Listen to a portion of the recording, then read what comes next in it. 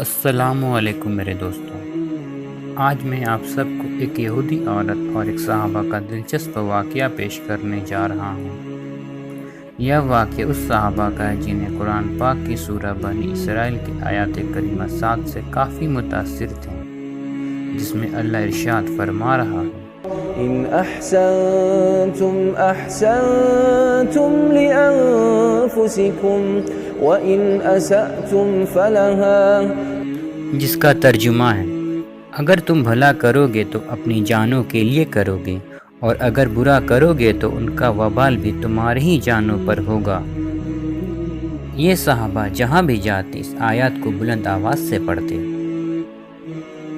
ایک یہودی عورت نے جب اس آیات کو پڑھتے ہوئے سنا تو اس نے ٹھان لیا کہ وہ اس آیات کو اور اس شخص کو غلط ثابت کر کے رہے گی اور اسے سب کے سامنے ذلیل کرے گی۔ پھر اس نے ان کے خلاف ایک سازش تیار کی۔ اس یہودی عورت نے کچھ مٹھائیاں بنائیں اور اس میں زہر ملا کر صحابہ کے یہاں بھجوا دیا، جسے وہ لے کر مدینہ کے باہر سفر پر چلے گئے۔ اسی راستے میں صحابہ کی ملاقات دو مسافروں سے ہوئی جو لمبے سفر کے بعد مدینہ لوٹ رہے تھے۔ وہ دونوں مسافر کافی تھکے اور بھوکے معلوم ہو رہے تھے۔ صحابہ نے مدد کے ارادے سے انہیں مٹھائیاں پیش کی، چونکہ ان کا اس بات کا علم ہی نہیں تھا کہ اس میں زہر ہے۔ جیسے ہی مسافروں نے مٹھائی کھائی اور وہ گشت کھا کر زمین پر گر گئے اور ان کی موت ہو گئی۔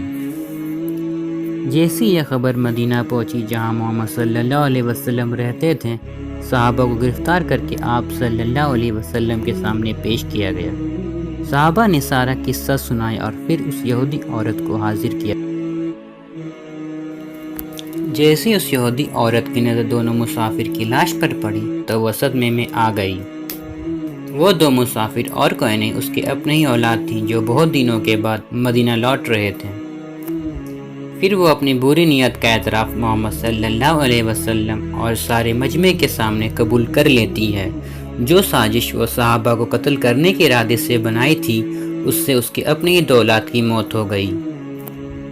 اس لیے انسان کو ہمیشہ دوسروں کے ساتھ ویسا ہی برتاؤ کرنا چاہیے جیسا وہ دوسروں سے خود کے لیے امید رکھتا ہے۔